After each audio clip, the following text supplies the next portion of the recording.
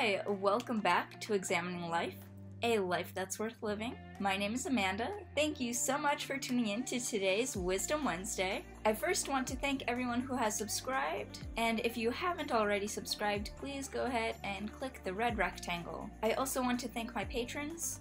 Thank you very much for your donations, and I greatly appreciate your support. Today's quote is from Aristotle's Nicomachean Ethics, Book 2. Quote, "Virtue, then, being of two kinds, intellectual and moral, intellectual virtue in the main owes its birth and its growth to teaching, for which reason it requires experience and time, while moral virtue comes about as a result of habit, whence also its name, ethic, is one that's formed by a slight variation from the word ethos, habit."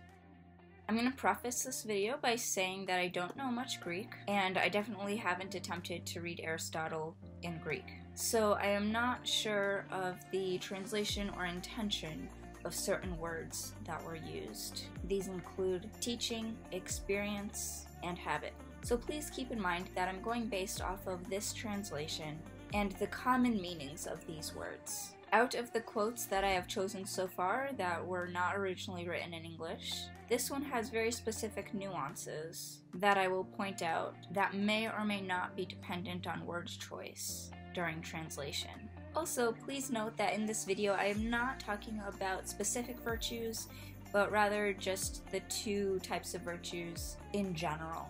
Although I will most likely discuss particular virtues sometime in the future. If there is a particular virtue that you'd like me to discuss on a future video, please let me know in the comments below. Okay, let's get into the analysis. In general, I agree that experience and time are important elements to developing virtues. And those experiences, if repeated over time, become habit. If those habits are morally or intellectually good, then this person is becoming or has become virtuous. Thus, one's habits are a reflection of his or her character. Now let's take a look at the first part of the quote. Quote, "Intellectual virtue in the main owes both its birth and its growth to teaching, for which reason it requires experience and time." There is definitely some important wisdom that is in this part of the quote. Learning from a person or an event that teaches us something is important. That helps build your character, and it also helps you grow as a person. However, I think the key word here is learning. For example, one can make a mistake but then not learn from that experience. In this case, one can say that this person has minimal to no intellectual virtue, at least as it relates to that particular experience. Whereas take someone who learns from any given experience, this person is at least on the path towards intellectual virtue. Furthermore, the fact that learning from experiences and individuals that teach us over time is also important. Here, the key word would be time, which indicates that it's a lifelong journey, not just something that you can do once and all of a sudden become virtuous.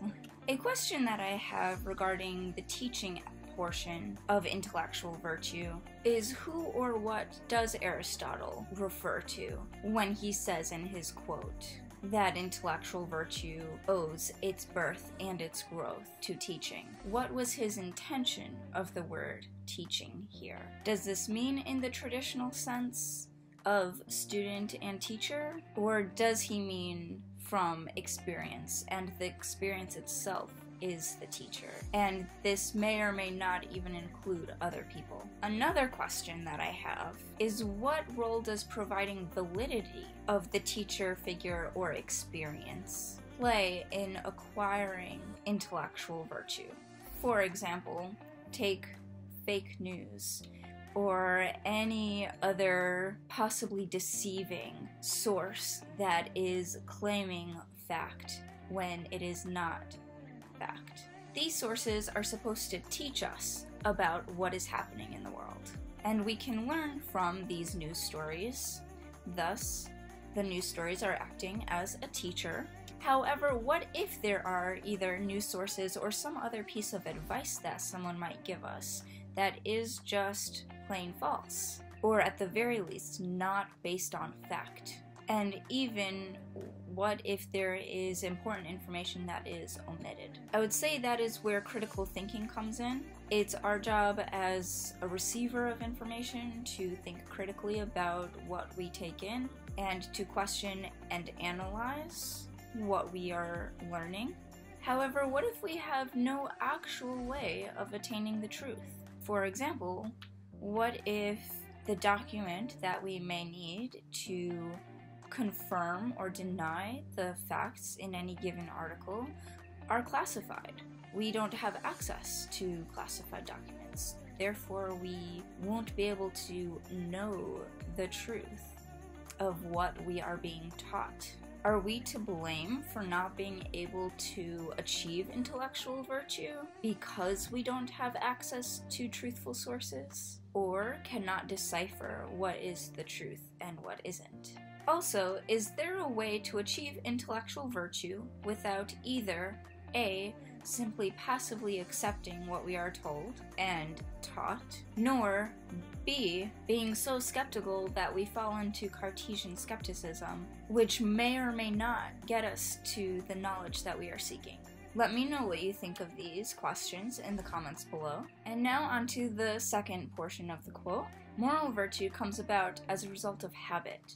I can envision a scenario in which moral virtue is a result of habit. But what is habit if not repeated experiences over time, i.e. what is owed to teaching, thus being part of intellectual virtue, according to the first portion of the quote. This is also where my inquiry about translation comes in. Therefore, I'm unsure of the exact distinction that is being made between intellectual virtue and moral virtue. Both intellectual virtue and moral virtue seem to require the same elements. Repeated experience plus time equals habit. Therefore, these two categories of virtues seem to be intertwined, rather than each being their own separate entities. But that also may just be my lack of understanding of either the text itself or the translation or the intent of the original writings of Aristotle. Despite my many questions surrounding this quote, I think Aristotle was wise in distinguishing the difference between intellectual virtue and moral virtue.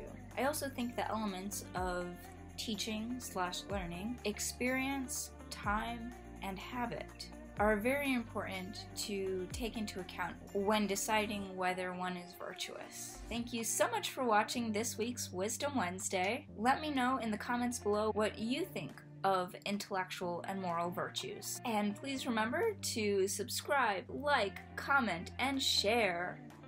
Stay tuned every Wednesday. Thank you. Happy travels. Bye.